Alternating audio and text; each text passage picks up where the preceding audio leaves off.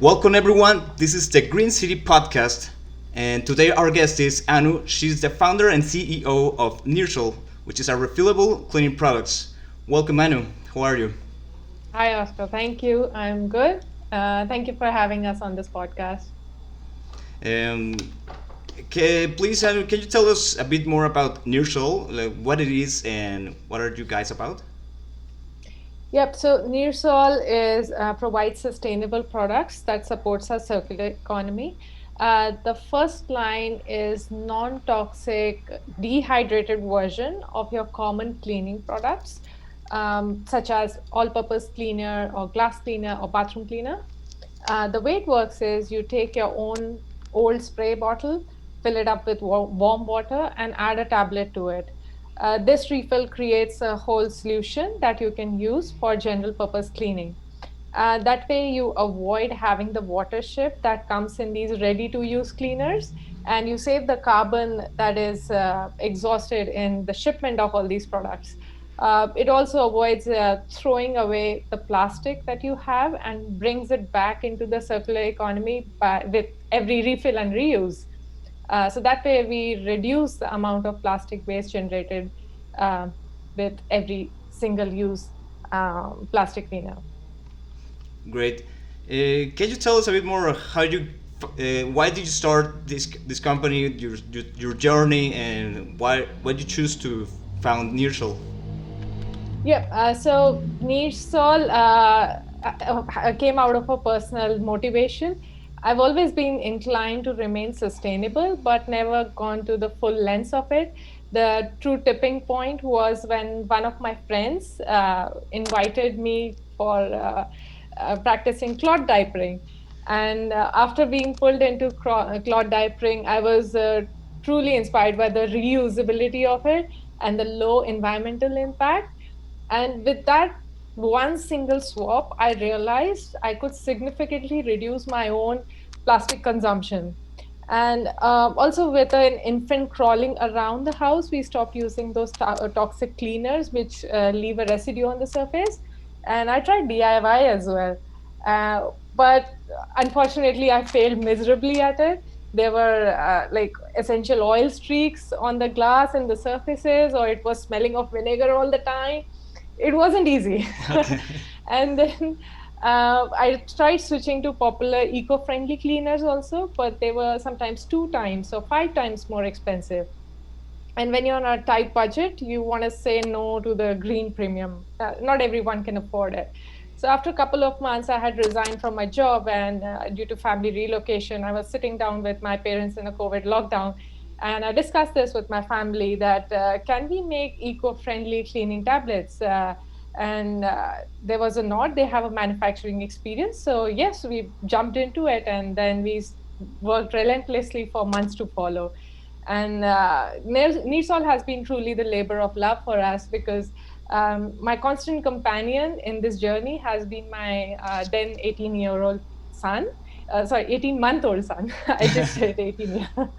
And the tougher it got, it made my commitment stronger because the moment I saw him, I wanted to provide a better world and the same clean environment that we enjoyed in our childhood.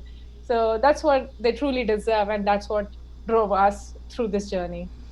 That's great because you have a real purpose behind the company, and I think that when you have that purpose, it's so much easier to bring together people that actually that have a vision and they want to be part of something bigger, and from your story, I can hear that you have that vision, that honest, powerful vision of wanting a better future for your child. Yep, definitely. And it gets much easier when managing a green business in a consumer product industry as well, because there's low barrier for entry. There might be many entrants and competitors coming in. That might dissuade you at some point. But if you have your personal motivation and vision, then it's harder to keep going on for a longer period of time. Um, I'm really interested in that process of you starting a company from scratch. Can you uh, tell us a bit more how what is that process like, from the idea to testing to actually releasing a product. Can you tell us a bit more? Yeah, so we actually focused on some of the problems. I mean, the first initial problems came from my own experience. The other problems were finding the right chemicals and formulations to make all these tablets. So we researched a lot on what are the chemicals available in the market. We joined hands with a manufacturing facility with 40 years of experience, and that's also my family business. So we put on our lab coats and worked to get our hands dirty. And also the surface is clean in the laboratories. We tested about 100 formulations in-house and chemical combinations before we arrived at the final formulation where we are now.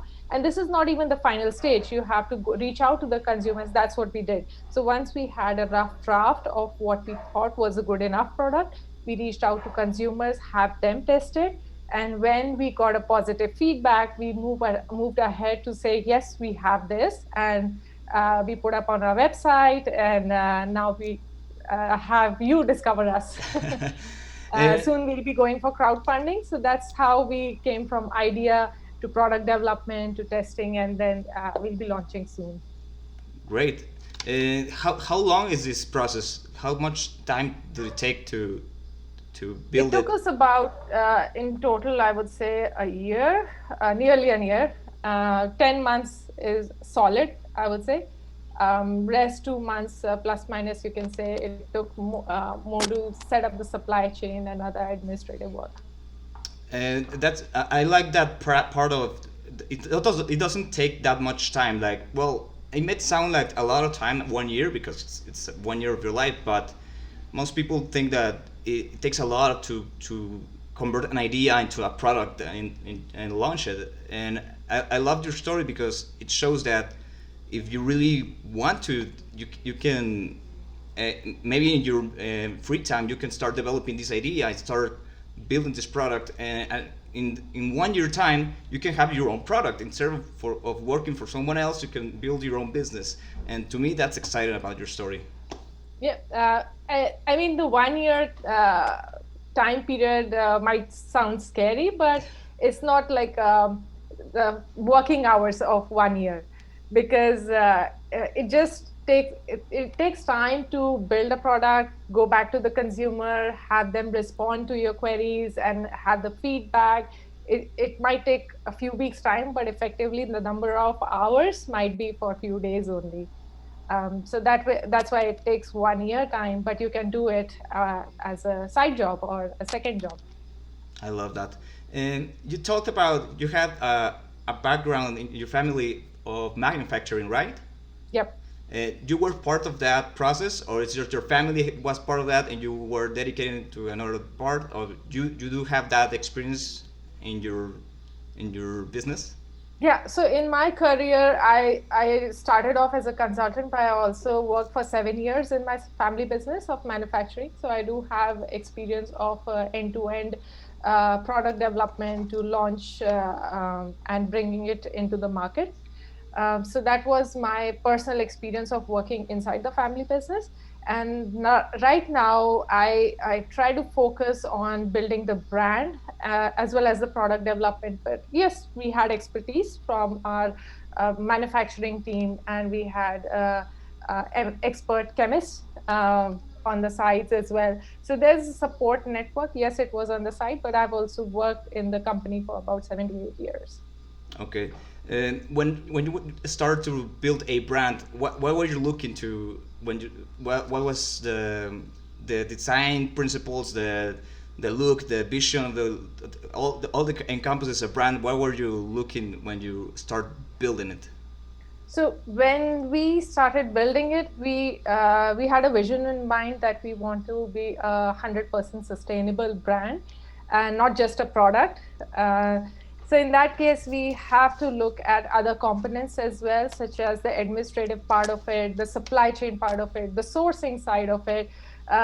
So we've already started with a few building blocks, such as the sourcing. We ensure that we are procuring from cruelty-free manufacturers.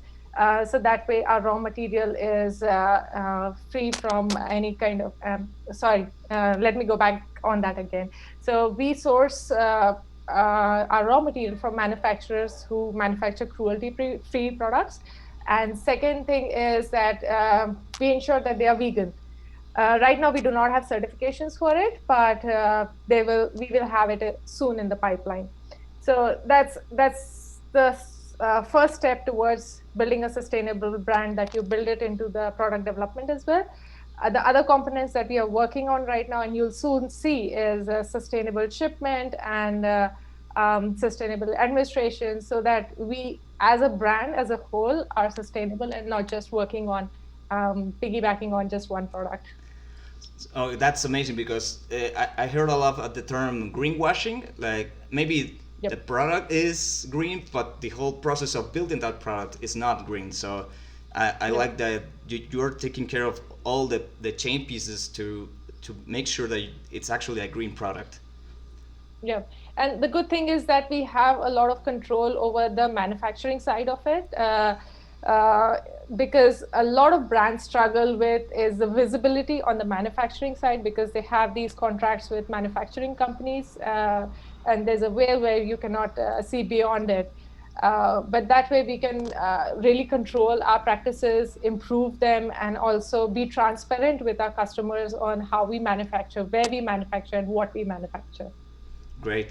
For someone who is starting his business, how easy is to reach out to a manufacturer in their city and start building a mass product? Is it a easy process, or it's complicated, or what should they consider?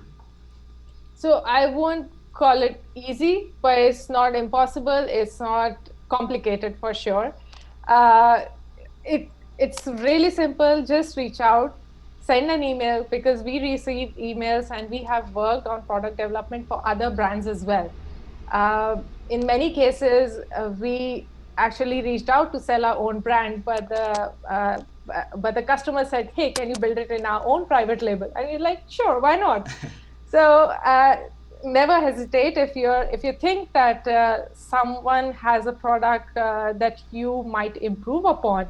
To give you an example, if you have, let's say, a soap bar manufacturer who's doing a regular soap bar, which means the manufacturer does have a capability of manufacturing, but he's not doing exactly what you want, just write out an email and tell him, "Hey, I want to improve upon this product and maybe bring a variation to the market." The manufacturer might respond, and hey, you can have a long-term agreement and work on the product development following it. Okay, so I like this because it's more about just try it. Maybe you get a good response. You don't know, like, and I love that little distinction of looking for people that are already manufacturing the type of product that you want to build, and just adding an improvement to that product, because they already have all the machinery, all the people, and they're just gonna start to build a variation of that product. So that I love that because it's gonna be a lot of cost saving in that process. Yes, cost and time saving. Because if you go for a completely new manufacturer with not enough capability, then it will take time to procure the machinery, the sizing, and the packaging, and also the expertise to manufacture that product. At which point would you advise to a company the changing from others manufacturing their product to they start to invest in their own machinery? I think if you want to develop your own machinery, there has to be a vision for the product expansion or the line expansion. Because if you're restricting yourself to a single product for a single market, it might not turn out to be profitable, because the way manufacturing works is for a single capability, you manufacture multiple products. That's how it gives you return. Otherwise, I would say have yourself funded either through VC or incubator, anything, and then go for manufacturing capability development. You cannot have it on the first stage. That's just being realistic about it. Great. That thanks a lot. And sorry if I'm focusing a lot in the manufacturing process, but I think it's fascinating that you have that background, and I want to just to uh, like how do I say it? Like just take the most I can from your experience but I'll start to talk more about NeerSol. One aspect that I love a lot about your product is the non-bottle aspect of it, like non-plastic, and I love that it has the potential to transfer to another companies. Uh, how hard is it to take a product that we are so used to see as a bottle and change into a non-plastic version? There are several ways to do it, as in some companies are taking that ready to use cleaners in bottles and making liquid concentrate that comes in glass bottle, or they are making tablets, or they are making powder sachets. So there are several versions of it in the market. Uh, that can give you an idea that how can you actually translate that liquid into a dehydrated product. The way we have done is try to make it as small as possible, as light as possible. So of course, a liquid in a glass bottle is not really achieving the 100% goal. It's achieving maybe 60% or 70% of the goal. And plus it's costlier for shipment as well. That's why we went like we have to reach the goal 100%. If you're going for dehydrated, it has to be dehydrated concentrate. Make it as small, as powerful as possible. So right now we have a 350 ml liquid cleaner compressed into a tiny, tiny tablet of less than 3 gram. That's beautiful. I love that Yeah. compactness because it saves costs in storage, in shipment, and it saves costs in not using the plastic bottles. And as a business, it's beneficial to you and it's beneficial to the planet. So for me, that's the holy grail. Yeah, exactly. Uh, you say that you started recently, like 1 year ago, right? Yes. And you're a small team. You're a business builder. Your team is small. So how do you start building a team from scratch and actually believe in your brand and your product and started to work hard on your brand? At first, it's going to be just you. For several months, is just us. It's just when I say us, I meant like my son and I were Okay. one. Yeah. So it's just you for a lot of months when you have this idea, and while you've collaborated with your manufacturers or your product development partners. You can keep on building the team by either having an equity share. You can bring in a co-founder who might have a different skill set, or you can have a contract employment where, and which is our case as well, where we have an SEO analyst, etc., partnered with us. And we are also using the capabilities of the manufacturing company, where they have their, let's say, chemist and other QC partners, so that we don't have to do the heavy lifting on that side. So there are several ways to pulling in skills and capabilities in various ways. Have interns to do the admin work or the paperwork, etc. So we had that for a couple of months until we could not afford it any longer. uh, we just keep on experimenting of how to get help, that's how you start on a bootstrap startup. I love it. And what is your vision for NeerSol? What do you want to achieve? What's the 5 year goal, the 10 year goal, like the future goal? What do you want to see NeerSol becoming? Yeah, we want to be associated with 100% sustainable brand in the consumer product industry, and we want the brand to be a go-to brand for all their household needs. So it's not just one line of product that we are talking about, but there is a comfort in being associated with a brand where you don't have to give second thoughts. Hey, what are they coming up with? You can trust it and use it as you're going along. So it becomes a part of your life and household. So that's what we want to be, and we want to be in a business where we are able to make an impact in this world. And the way we've chosen is reduce this plastic waste that we are dealing with right now. It's a crisis in today's world. Yeah, but the good side of crisis is that it brings out a huge opportunity for people that actually wants to put in the effort, and that's why I recognize a lot of the effort that you're taking to trying to tackle this problem, because one business maybe seem like we won't have a lot of impact, but if you start a trend, if you start to set an example of what's possible, a lot of more people, more brands are going to start to look at your example. Maybe big brands will start to change to non-plastic versions, and that's what I admire a lot of people like you that dare to take the risk. So thanks a lot for that, Anu. And right now, what's your biggest challenge, like practical challenge, like everyday challenge that as a normal business will find, and how are you tackling it? What are your strategies for tackle that challenge right now?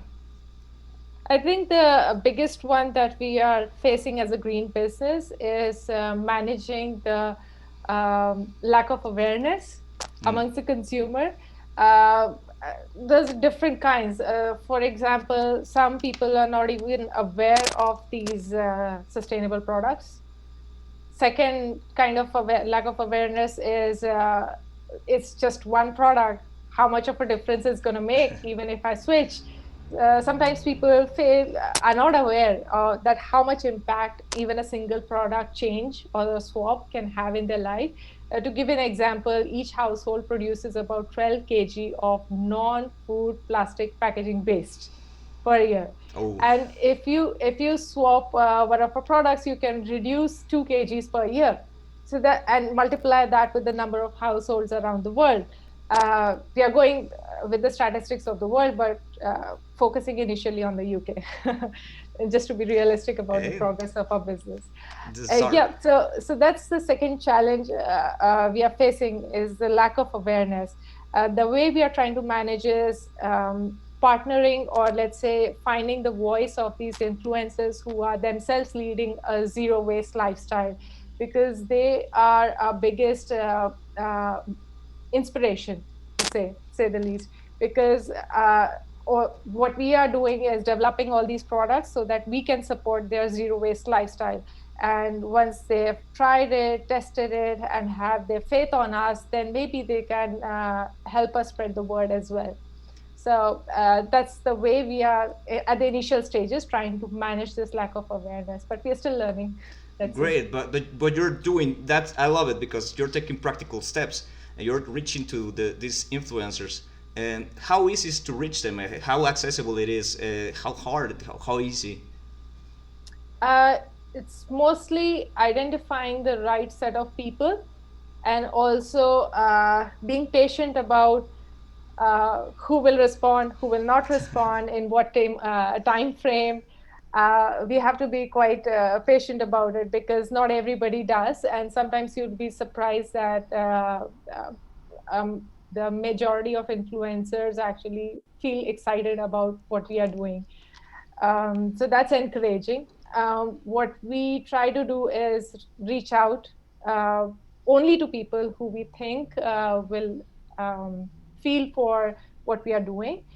So somebody who is working in the line of reducing plastic waste, or somebody who is leading a sustainable lifestyle, and see if they feel excited about a product as well. Great. And what's your main way of contact? Instagram, Facebook, email, or how do you do it? All three. Okay. All three. Whichever We works. try whichever works. Amazing. There's anything that's coming new for your company, like a new launch, an event, or something that you want to announce? Yes, so we will be launching soon via crowdfunding, and we are taking signups so that we can give early discounts, or the huge discounts on our first day of launch and second day of launch. So anybody who signs up now can get 30% discount when we launch. That's amazing. Yeah. Is it worldwide? Is shipment? Worldwide, yes. Beautiful. World. And what's the best way to contact your company? And if people want to start to know about you, which are the best ways to do it? So we have a social media handle on Facebook and Instagram, also on LinkedIn. And if people want to contact us, they can send us an email also directly. Beautiful. Uh, Just so you guys can look for them even more easily, it's NeerSol, right? That's the correct spelling of your yep, company. yep. And And the social media account is NeerSol Products. NeerSol products, beautiful. Um, any final thoughts, Anu, that you would like to share with the audience? Yeah, I just want to tell people that who are wanting to start in eco business but are hesitant that should I start, should I not start? I would just say go ahead with your idea if you have it. Just focus on your product, and once you have the product, things will keep on rolling. Just keep on testing, expand your boundaries, nudge yourself out of your comfort zone. Because if you think that I might fail, then you haven't even started. Beautiful. Yeah, and one of my friends actually told me that you should always remember to get out of your own way. And I Ooh, yeah, and I keep that in mind always when I work. Get out of your own way. that's powerful because much of the time we are like you said our worst enemies. Like maybe you have the potential, but yourself are putting obstacles in your own way to not achieve what you want. So Yeah, I love that advice. yeah, that was my friend. I have to thank her for that. Well, I love that you're living proof that you're doing what you're preaching, and thanks so much, and thanks so much for your time. And I wish you the best with your company. I would love to have you back if anytime that you want to launch a new product or you want to make an announcement. This is your space, and thanks so much for your time. Thanks, Oscar, for doing this. The more companies that you discover that are sustainable, the sooner we'll have a better sustainable world. Thank you. Thank you. And so this is it, guys. This was the Green City podcast number 3. See you guys.